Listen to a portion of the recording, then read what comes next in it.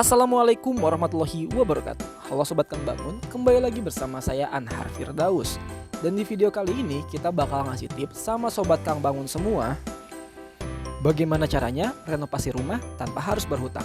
Karena seperti yang kita tahu, kalau renovasi rumah itu membutuhkan biaya yang tidak sedikit Sobat Kang Bangun. Jadi di video kali ini kita bakal ngasih tips sama kalian, gimana sih caranya biar kita bisa renovasi rumah dalam waktu dekat tanpa harus berhutang Sobat. Nah Sobat Kang Bangun, bicara soal renovasi rumah tidak terlepas dari yang namanya budget. Namun dalam renovasi rumah kita tidak hanya berbicara budget saja Sobat Kang Bangun, tapi juga kita harus bisa memahami bagaimana cara melakukan dengan biaya yang hemat dengan menggunakan material terbaik agar rumah kita senantiasa kokoh Sobat. Ngomong-ngomong soal renovasi rumah, nggak melulu soal kerusakan. Renovasi rumah atau modeling adalah proses merombak, memperbarui, meremajakan, memperbaiki, atau menyempurnakan struktur atau bentuk, atau memberi desain tambahan pada bangunan. Renovasi rumah bisa jadi cara buat merefresh kehidupan penghuninya supaya tidak bosan.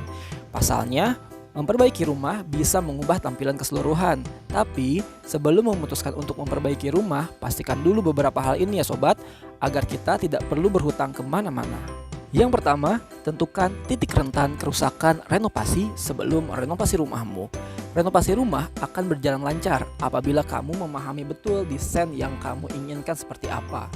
Karena jika kamu berencana memperbaiki rumah dengan budget tertentu, prioritaskan titik-titik yang mengalami kerusakan. Jika atap atau talang air sudah tidak mampu menahan derasnya hujan alias bocor di mana-mana, hal itu perlu diutamakan. Cermati tiap sudut rumah dan catat bagian mana saja yang perlu direnovasi. Menentukan titik-titik renovasi ini penting sebagai patokan supaya kamu enggak mengeluarkan dana lebih untuk merenovasi yang tidak diperlukan Sobat Kang Bangun. Yang kedua, rincian biaya renovasi rumah. Setelah semua titik sudah dicatat, saatnya buat pos-pos pengeluaran yang perlu diingat. Renovasi rumah lebih baik dipersiapkan sejak jauh-jauh hari. Perhatikan untuk rincian biayanya jika kalian menggunakan tukang harian. Tapi kalau kalian memakai jasa kontraktor, kalian nggak perlu takut untuk biaya yang meledak. Seperti contoh, di ngebangunrumah.com ini untuk RAB-nya sangat mendetail untuk per item-itemnya. Jadi kalian tahu dari mana nilai angka tersebut berasal. Yang ketiga, pakai jasa kontraktor. Jika renovasi yang akan dilakukan tergolong besar, kamu bisa memilih memakai jasa pemborong atau kontraktor. Angka ini akan membuat kamu tidak terlalu banyak mengeluarkan dana dan menghemat uang untuk proyek perbaikan atau pemeliharaan jangka panjang. Hanya saja untuk melakukannya tentu saja berkaitan dengan budget yang kamu miliki. Nah, itu untuk disiapkan dana renovasi jauh-jauh hari agar prosesnya lancar. Untuk pemborong, carilah berdasarkan referensi atau rekomendasi dari teman, tetangga, dan keluarga. Sistem ini dipakai biasanya berupa harian pemborongan.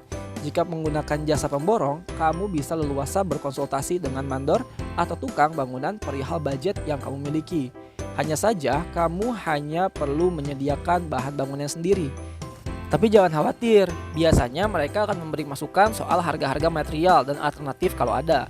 Jangan lupa meng-cross-check semua informasi yang diterima dengan mendatangi toko-toko bangunan Sobat Kang Bangun. Yang keempat, kenali dampak lingkungan sekitar. Saat melakukan renovasi, rumah tingkat maupun rumah besar tentunya berpotensi untuk mengganggu tetangga di sekitar rumah karena polusi udara dan polusi suara. Oleh karena itu, kamu harus mensosialisasikan terlebih dahulu kepada tetangga serta menyiapkan prosedur tambahan untuk meminimalisir dampak yang akan ditimbulkan oleh renovasi kamu. Nah, keuntungan kalian pakai jasa kontraktor atau jasa kami, kalian tidak perlu untuk mengurus perizinan ke tetangga atau ke pihak RT karena dari tim ngebangunrumah.com akan mengurus perihal izin tersebut Sobat. Yang kelima, sesuaikan dengan gaya hidup kalian Sobat Kang Bangun. Gaya hidup orang sedikit banyak bisa dilihat dari desain rumah yang dibuat. Apabila kamu adalah orang yang simple dan gak mau ribet-ribet, bisa memanfaatkan desain rumah yang minimalis. Keuntungan yang bisa didapatkan dari desain minimalis adalah biaya perbaikan rumah yang bisa ditekan. Oke Sobat Kang Bangun, itu adalah 5 tips untuk renovasi rumah dengan tanpa harus berhutang atau untuk mengepres biaya renovasi rumah kalian. Semoga tips yang kami share kali ini bisa bermanfaat ya buat kalian semua. yang lagi mau berencana merenovasi rumahnya. Dan gak ketinggalan juga buat teman-teman semua yang mau renovasi atau ngebangun rumah, bisa banget nih hubungi kami di www.ngebangunrumah.com. Berkonsultasilah dengan tim kami dan tentukan jadwal survei lokasi dengan tim perencana kami. Oke Sobat Kang Bangun, itu aja yang bisa kami share di video kali ini. Buat teman-teman yang suka dengan video ini, jangan lupa di like, komen, dan juga subscribe. Sampai berjumpa lagi di episode kami berikutnya. Ngebangunrumah.com, One Stop Living Solution. Sobat Kang Bangun, jangan lupa kasih like dan komentar kalian di video kami kali ini. Dan jangan lupa juga di subscribe dan nyalakan lonceng notifikasinya supaya kita makin semangat bikin video untuk kalian. Sampai jumpa di video-video kami selanjutnya. Ngebangunrumah.com, One Stop Living Solution.